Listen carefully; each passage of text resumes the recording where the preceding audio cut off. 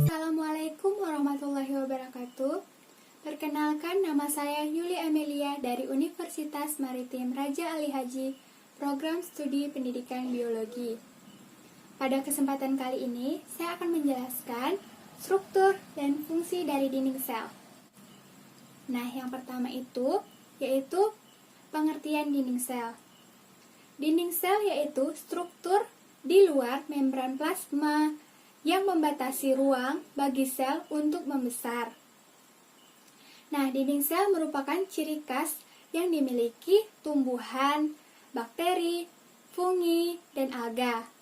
Nah, meskipun struktur penyusun dan kelengkapannya berbeda-beda. Nah, dinding sel terbuat dari berbagai macam komponen. Nah, tergantung dari golongan organismenya. Nah, selain menentukan bentuk sel tumbuhan, dinding sel memiliki beberapa fungsi lain, seperti menjaga integritas struktural sel, bertindak sebagai garis pertahanan terhadap berbagai faktor eksternal, serta menampung berbagai saluran, pori, dan reseptor yang mengatur berbagai fungsi sel. Nah, tergantung pada jenis sel tumbuhan, dinding sel dapat berisi berbagai jenis polisakarida, protein, dan aromatik yang berkontribusi pada struktur berlapis banyak. Nah, untuk sebagian besar tumbuhan, struktur ini dibagi menjadi dinding sel primer dan dinding sel sekunder.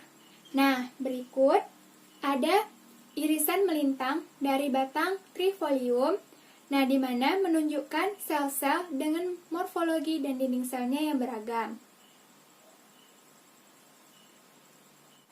Pada sel-sel tumbuhan, jamur, dan bakteri, membran plasma bukanlah pembatas sel terluar.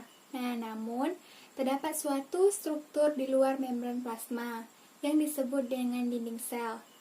Pada sel tumbuhan, strukturnya yaitu lebih tebal dan kuat karena mempunyai fungsi utama sebagai pelindung sel dan rangka sel. Pada tumbuhan yang masih muda, dinding sel hanya selapis dan dinamakan dinding sel primer. Sedangkan apabila tumbuhan semakin dewasa, maka akan terbentuk lapisan di luar yaitu lapisan sekunder atau yang disebut dengan dinding sel sekunder. Di antara kedua lapisan ini terdapat lapisan selapis yang tipis yang mengandung pektin yang berfungsi sebagai perekat kedua lapisan dari dinding sel. Pada sel hewan, yang sebenarnya terdapat suatu struktur yang kemudian dianggap sebagai dinding sel semu dan lebih dikenal dengan selubung sel, karena sangat tipis. Pada sel hewan, selubung sel ini tersusun dari molekul-molekul karbohidrat. Selanjutnya ada dinding sel tumbuhan tingkat tinggi.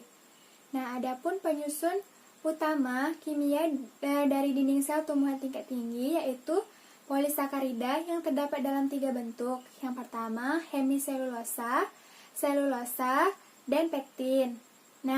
Selain itu terdapat protein struktural dan protein biologis. Di sini ada gambar mikrofibril selulosa.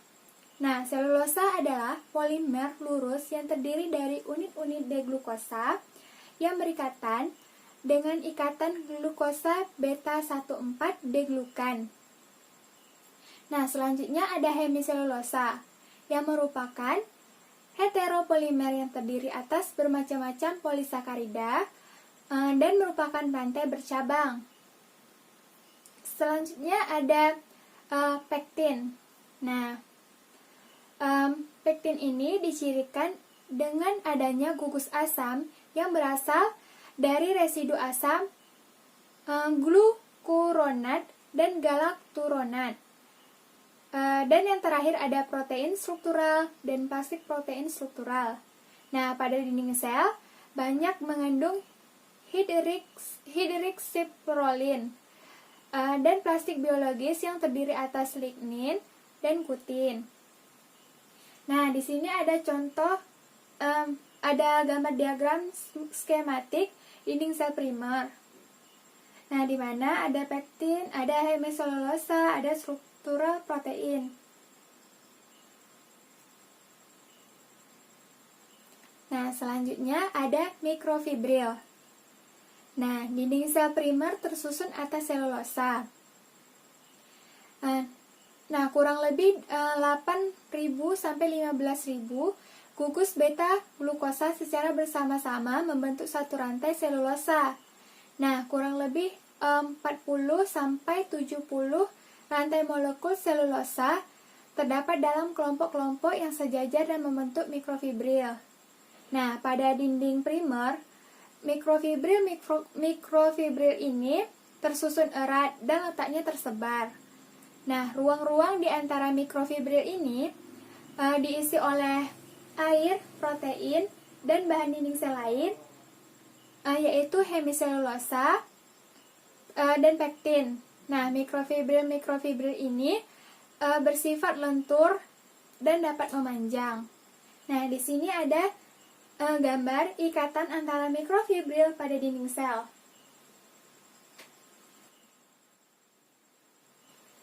Nah, selanjutnya, struktur dinding sel ini terdiri atas 3 lapisan. Yang pertama, lamela, dinding sel primer, dan dinding sel sekunder. Nah, lamela yaitu lapisan terluar dan pertama yang terbentuk selama pembelahan sel. Nah, lapisan ini kaya akan pektin. Selanjutnya ada dinding sel primer, di mana bersifat fleksibel, tipis, dapat diperluas pektin, hemiselulosa, dan glikoprotein, kerangka selulosa, mikrofibril, dan matriks gel. Mikrofibril pada dinding sel primer tersebar acak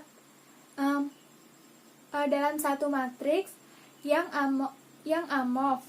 Nah, sesuai dengan fungsinya yang mampu melentur dan memanjang bersama-sama dengan protoplas.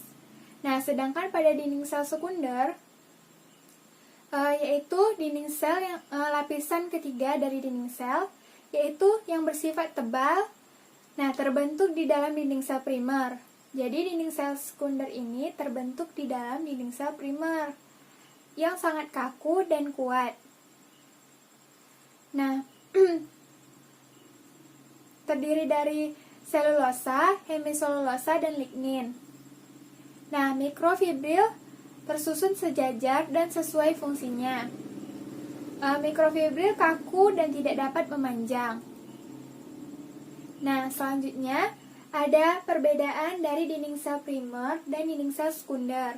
Bisa dilihat pada gambar di mana ada fleksibilitas dan ekstensibilitas.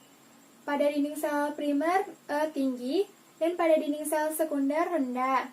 Ketebalan pada dinding sel primer yaitu dinamis dan dinding sel sekunder statis. Selanjutnya susunan dari mikrofibrilnya pada dinding sel primer ini tidak teratur, sedangkan pada dinding sel sekunder teratur. Nah, selanjutnya pada pertumbuhan pada dinding sel multinet, pada dinding sel primer multinet, dan pada sekunder yaitu aposisi. Nah, bisa dilihat dari kadar selulosa, hemiselulosa, lipid, dan protein dan ligninnya berbeda-beda. Nah, selanjutnya fungsi dari dinding sel itu sendiri.